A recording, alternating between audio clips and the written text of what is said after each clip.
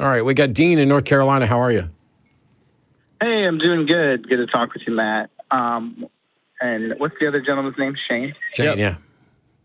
Good to talk to you, too. It says here what the call screen has written down is you say manuscript evidence for the New Testament, like the Dead Sea Scrolls, why is it not accurate? Yeah, so my point is what I often hear is that we have copies of a copy of a copy from someone we don't know who's got a copy of a copy of a copy of a copy. And my question is, why do you think that the transmission of the New Testament is not accurate? When did I say it wasn't accurate? What I'm saying is that because we don't have originals, you can't say with any strong confidence how accurate it is to the original. Meanwhile, the Dead Sea Scrolls are irrelevant when you're talking about the New Testament. So I don't know why. I mean, you're aware that there aren't New Testament documents in the Dead Sea Scrolls, right?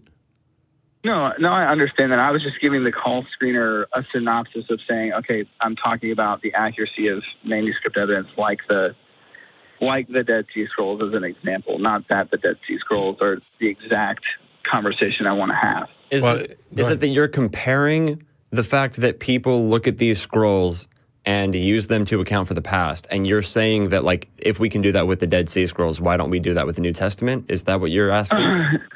No, I was just using an example to the call screener. What I'm asking is, what the question I'm asking is, why would someone say, for instance, that, like Bart Ehrman, for instance, Bart Ehrman would say, you can't know what the New Testament actually says because they are riddled with manuscript errors. My question is twofold. Would you say that that's the case? And two, if you say that that's the case, why would you believe that they aren't accurate? Well, for starters, okay, so you're familiar with the telephone game, right? Yeah. Okay. So are you aware, and if I'm wrong about this, I'd like to be corrected, but are you aware that the first writings about Jesus were, the first writings of the New Testament were 50 years after he had already died? So, like, they were using oral traditions to tell the story for 50 years. Are you aware of that? Yeah. Okay, so for 50 years, nothing was written down. Everyone was just repeating the story. And you've said you know the telephone game. Would you agree with me that if we play the telephone game, the story is likely to get changed? I would say in the modern way that we play the telephone game, but not in the designed. The game is designed. Okay, go ahead. It's not a game. Okay. Are you suggesting that communication between humans in the past was somehow more likely to be accurate on details than modern humans? No, what I'm saying is that the preservation of what was transmitted then is different than the way the telephone game is played. The telephone game is essentially a bad analogy. Well, no, the point is, it's not. So analogy means two things are being compared due to their similarities. They're not saying these two things are identical. But here's the quick summation. First of all, I don't know that Bart Ehrman would say what you think he would say. I think he, like a lot of other New Testament scholars, who I'm going to agree with, would say that what we have as a translation in modern Bibles is probably pretty accurate in most significant respects to what the originals likely said. However, we don't know what the originals said because we don't have them. And even if they were completely accurate to the originals, that has no bearing on whether or not what is in them is true.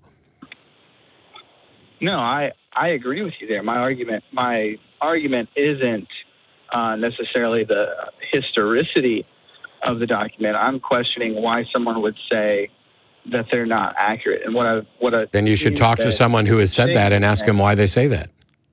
Yeah, well, I'm talking to Shane, and Shane's saying that, it's like it's similar to the telephone game.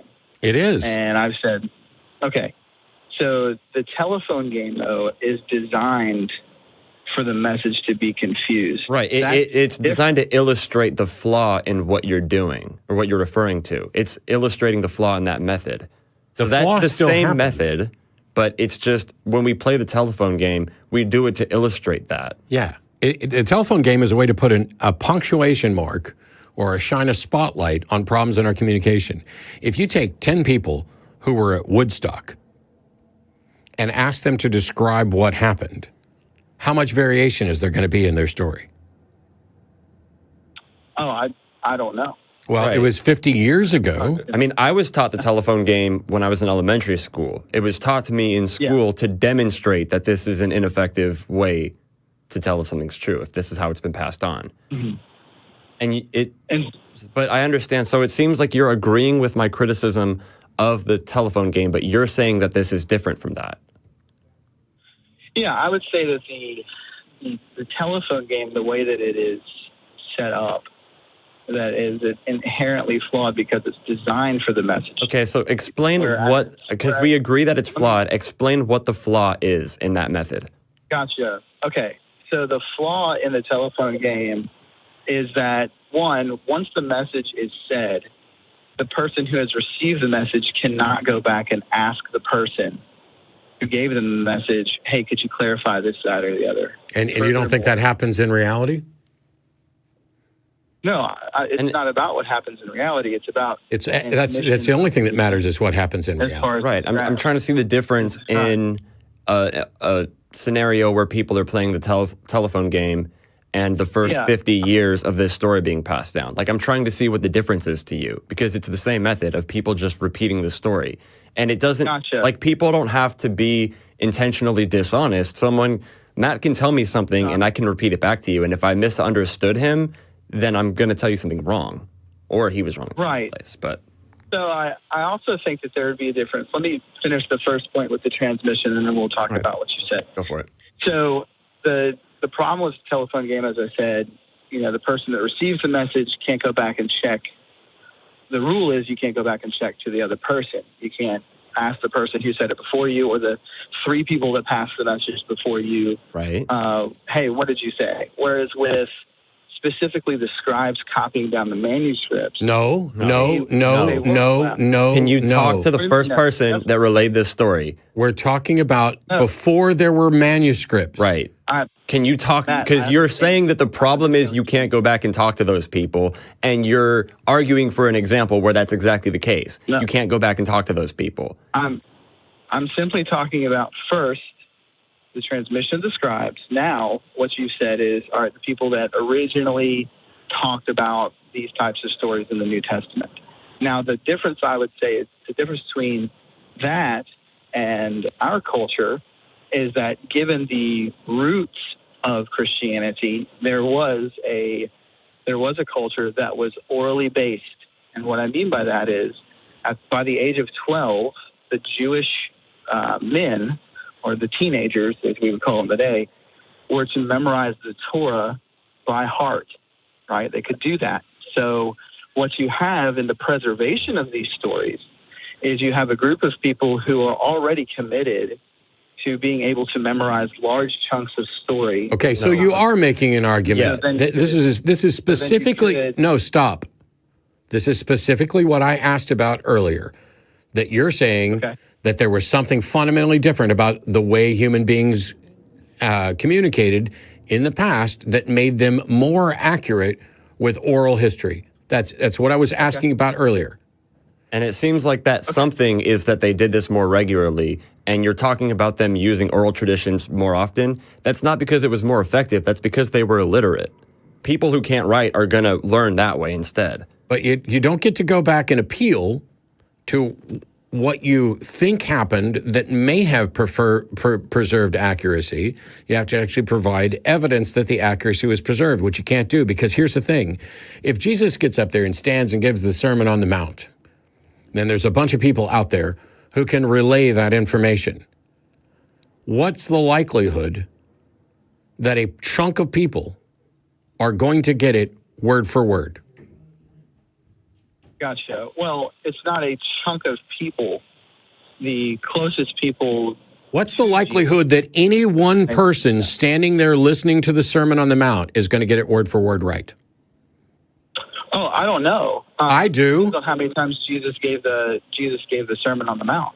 How many times? He didn't give it just once. No, the question was... Yes, he did give it just once. That's why it's called the Sermon on the Mount.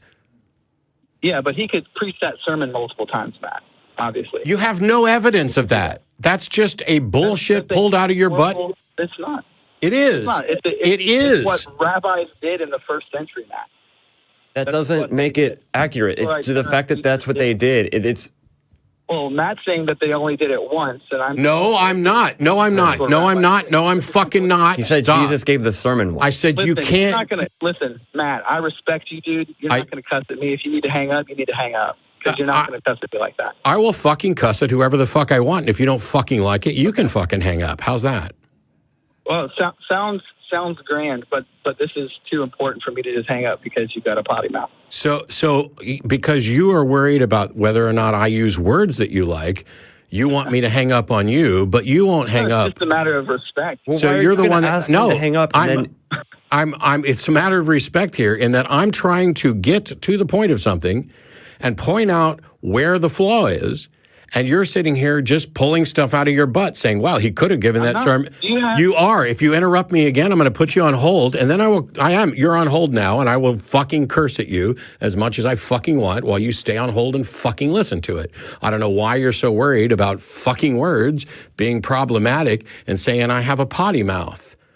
You know what I don't have? I don't have a brain that is going to make up excuses when the argument that I present is not rational.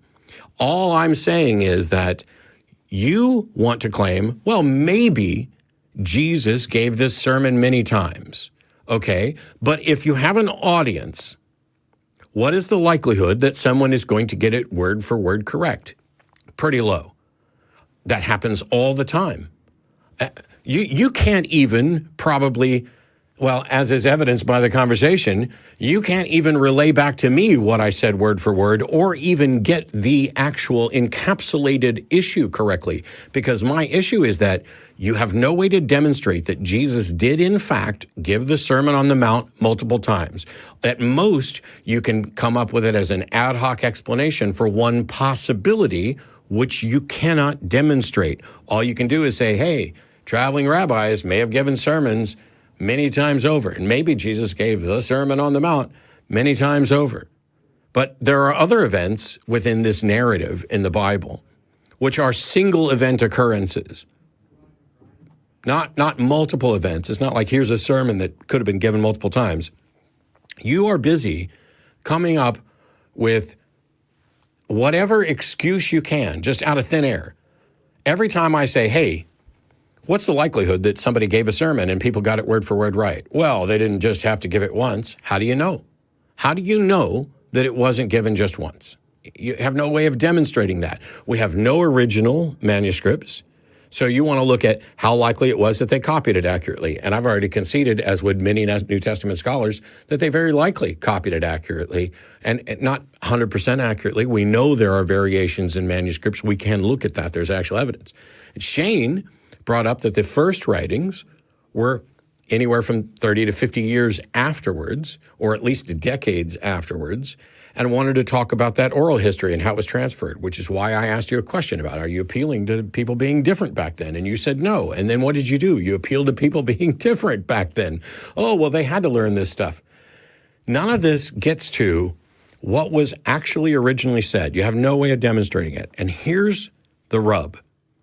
If, in fact, anything about the story is true, or the key elements of the story is true, then there is a God who has an important message for humankind and chooses to reveal it in such a way that future generations cannot be confident that it is accurate and instead have to come up with post hoc rationalizations and bullshit claims about, oh, well, maybe it was this, well, maybe it was this, well, maybe it was this. Why can't God, the governor of the universe, the creator of everything, the all-powerful, all-knowing being, communicate in a way where you and I would never have to have a conversation about how accurate is this book to the original? Okay, so which part of that diatribe do you want me to address? I don't know. Just pick Okay. one. So it's not. I would reject the notion that I'm simply pulling this possibility out of thin air, given that even New Testament scholars like Bart Ehrman, like Craig Evans, like Mike Licona, who you've debated, Matt. Yes, I've debated Mike Licona, and Mike Licona stood up and talked about Ouija boards and trash can lids in a debate about the resurrection. Don't reference him as if he's some icon of reasoned argument, because he's not. It was garbage. Okay, but New Testament scholars would certainly agree that as you look into the history of the time of the first century and the process of which itinerant rabbi preachers operated, that they simply didn't give one sermon one time. It was kind of like a stump speech, right? So you have candidates that go around from place to place. They give the same. You are completely same thing takes place. No. Sorry, you're on hold again. Let me try to be more clear.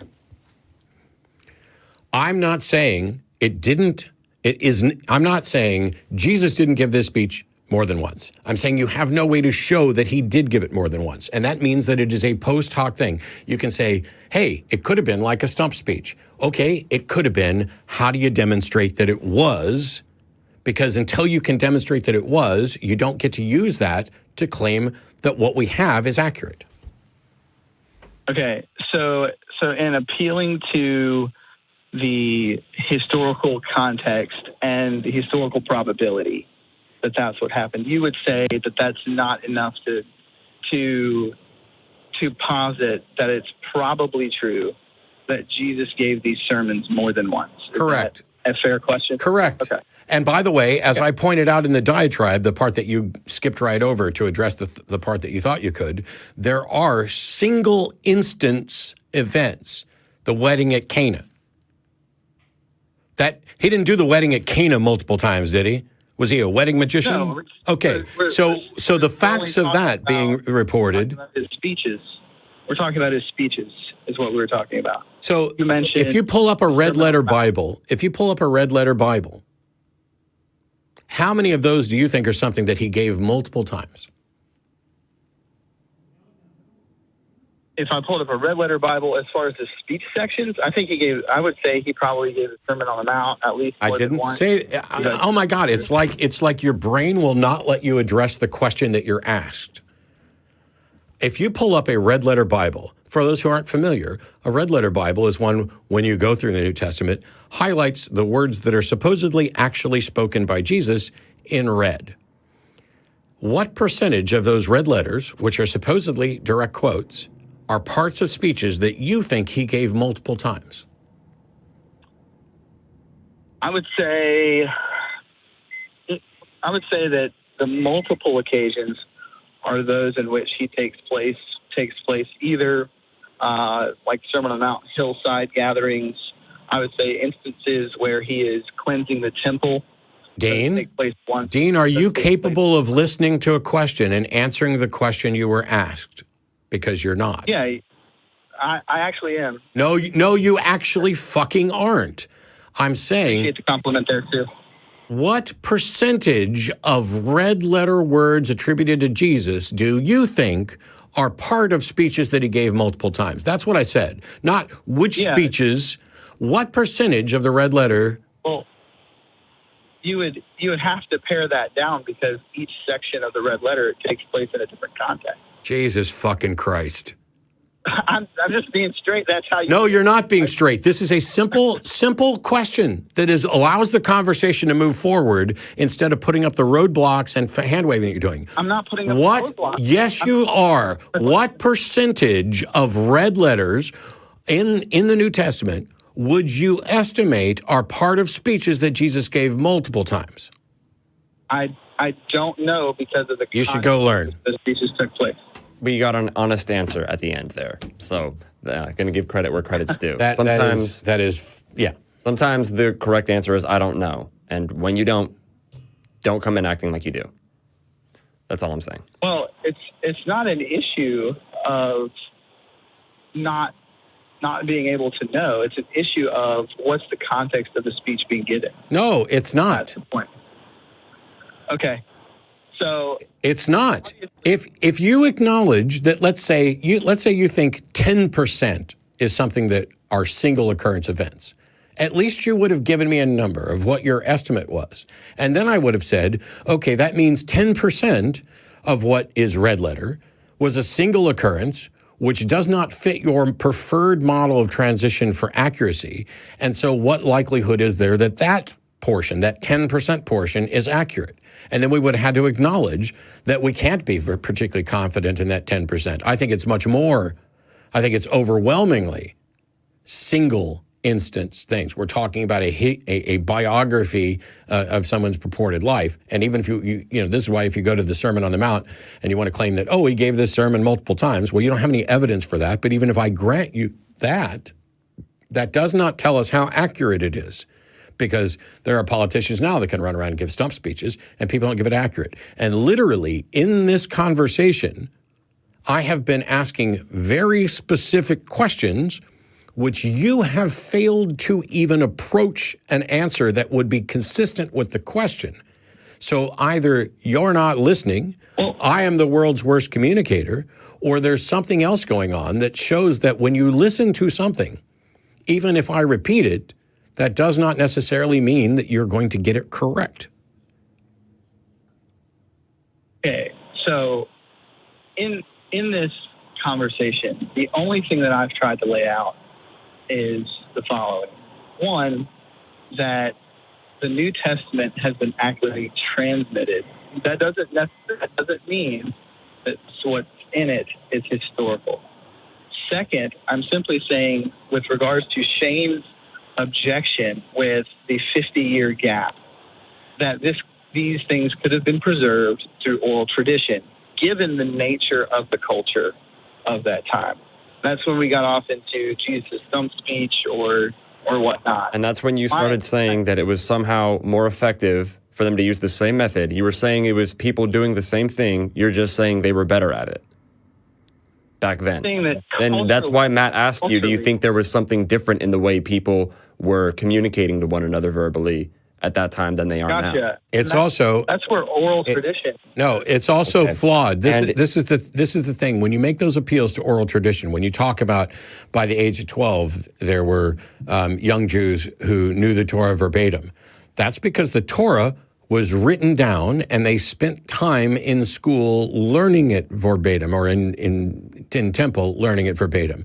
That is not the same as hearing a speech and getting it right, or even hearing it multiple times. Because even if Jesus gave the Sermon on the Mount multiple times, that doesn't mean that there was somebody necessarily there who was going to hear it multiple times. And it's not the same as, here it is written down, let me read it to you, let me go through this. Even if you're illiterate, I will teach you this. We'll go through it until you can recite it.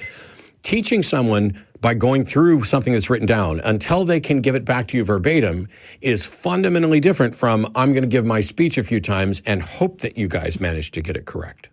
And I'm sorry to have to point this out, but this I think is going to help illustrate my point. You're familiar with the verse Exodus 20:13, right? I mean, if you don't know which one, okay, yeah, thou shalt not kill in the King James Version. Okay. Right. Do you know what it says in the New King James Version? Same verse. Murder. Right, it says you shall not murder. So let's stop and think about that. Do the word kill and the word murder mean the same thing?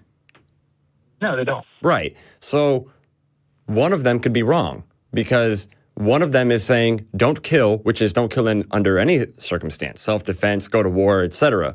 But then the other one says you shall not murder. Well, murder is just the unlawful, or some would argue the unjustified killing of another person by another. So we're reading the same book in the same language, but two different translations in the same language, you get a different meaning from the same verse. No, I think that what you're bringing up as far as biblical translations is a valid objection. Okay, Yes. well, thank you. I What would I'm agree. saying is that objection applies even more so when it's not being written down. Because at least when we look at the different English translations, like Shane's got one that says kill, I've got one that says murder. How do we resolve what is likely to be the original intent? Well, we would go back and look at the original Hebrew that it was written in, and look at Hebrew dictionaries and talk to experts in the Hebrew language.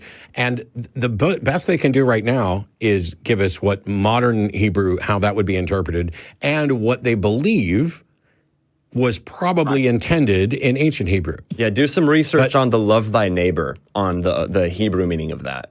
But they can go back to this and say, look, in the oldest and best manuscripts that we have, given what we understand about the time, this almost certainly meant murder as opposed to kill. But that is a pathway to resolving a potential conflict, to get to what the original meaning probably meant, that all of us are fine with. That does not exist when you don't have the originals, when you have that gap where they're telling stories. And this is why you and others are going to say, well, maybe he gave the Sermon on the Mount many, many times, and that increases the likelihood that somebody got it right. That is a post hoc rationalization that we don't have evidence for. I'm not saying it's impossible that it happened. I'm saying that this is presented in the Bible contextually, and I'll go back and do more research on this as well, but it's presented as a one-time incident. There's no indication in the Bible that Jesus gave this sermon multiple times. It is presented as a specific audience. Now, I can't show that he didn't give it multiple times, but we can be relatively confident that a good chunk of what's in there that supposedly came from him wasn't given multiple times. And the things that aren't in red letters aren't even supposed to be quotes. They're just people trying to portray the ideas as accurately as they can. And so at the end, as I noted earlier, I'm going to agree that even modern English translations of the Bible are probably mostly accurate to our best approximation of originals. However, we can't demonstrate where the inaccuracies might be, and it could be something as simple as a no that inverts a meaning, or it just might be something that's largely irrelevant. And none of that fucking matters, because what matters is it true? Because Muslims can point back and say, hey, we have a completely accurate copy of the Quran because we have essentially the originals, or we have, a shorter gap between the originals and the first written ones and less variation among our manuscripts. And so when they make that argument and the Muslims say, look, our holy book, we have far more confidence that it is more accurate to the original than anything available in Christianity or Judaism. Well, then the response to that is, yes, but your religion's newer or whatever else. But at the end of the day, the real question is the one I asked earlier.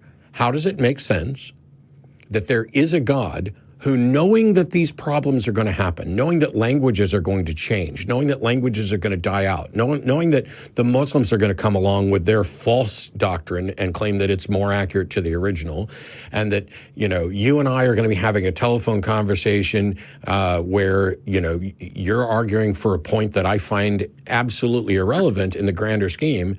How is it that God doesn't fix this? That is the portion that is absolutely absurd. To think that there's a God that has an important message for everybody, and there's no guarantee that the message is right, that the message is from him, that he doesn't seem to do anything to clarify disagreements, which is why you end up with thousands upon thousands of different denominations, all within Christianity.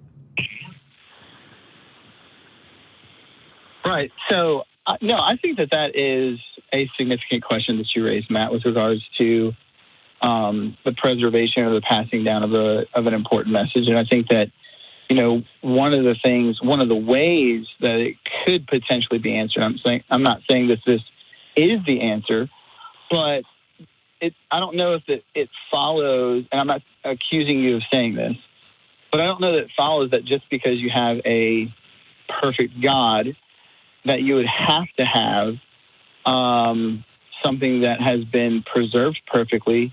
It could just simply be preserved sufficiently for what we need. And with regards to the multiple denominations... How can it be sufficient if people are getting it wrong? How can it be sufficient? Right. So- How can it be sufficient if Christians are debating soteriology? And are you conceding that it's not the perfect word? That like we don't have access to a perfect translation? What's there is sufficient, but with regards to Sufficient but not perfect. variants, with variants and things like that, I'm saying that it could be preserved in a sufficient manner, even though people who copy it or people who, form multiple denominations, that might be imperfect. But So- how can it be? Section. How can it be sufficient if there's disagreement? Soteriology Right. is the study of what one must do to be saved. That is not agreed upon among different Christian denominations. They will point to different parts of the book. So how could you possibly argue that the book is sufficient to its goal, if the goal is salvation, if there is still disagreement among honest, well-intentioned Bible scholars about what the book's position is? Right. So that has to do not necessarily with the book. That more has to do with the free will of the people who are seeking to that has to do with free will choices that man use when they come to the book. For instance, you could have somebody. But the Bible. No. Yes. You can sit and say no. I'm saying no to try to get you to shut the fuck up so I can explain why this was wrong. God. Okay, so free will. If God, with regards to somebody, God cannot be. What they're going to follow. Okay, your ass is on hold again. You don't get to put the blame on humans, because God is responsible for that as well. If God has a message and wants to convey it in a way that is sufficient instead of, accurate, which is what would be really nice, but is sufficient, you don't get to say the message is sufficient, but these human beings got it wrong because of their free will. If that's the case, then the message isn't sufficient, because we're talking about well-intentioned, honest people who want to seek God and want to know what God wants to say about salvation. If that is the problem, you don't get to put the blame on the human beings and claim that God did something that is sufficient, because I could do something better than what God did that would actually convey what my thoughts are to every human being, and that might still be insufficient, but at least I could do that. So essentially what you're saying then is people are not responsible for the free will actions that they take towards interpreting. First of all, that's not even in the fucking ballpark of what I just said. That's completely separate from what he said. And you're also, I should point out that that's what you said. No, that is not what he said. I'm gonna put your ass back on hold and let Shane explain to you what I said. This is what he's going through, and I think I could help illustrate with an analogy. He was talking about why someone who wanted people to understand this would choose this method to do it. And I'd like to ask you a question, and I want you to just consider this analogy that I'm going to give you and give me your answer. If you were a teacher, you worked at a school, and one of the teachers, who this is your coworker, was teaching a class by selecting 4 students, maybe 5 students, giving them the lesson and telling them, you go teach the rest of the class.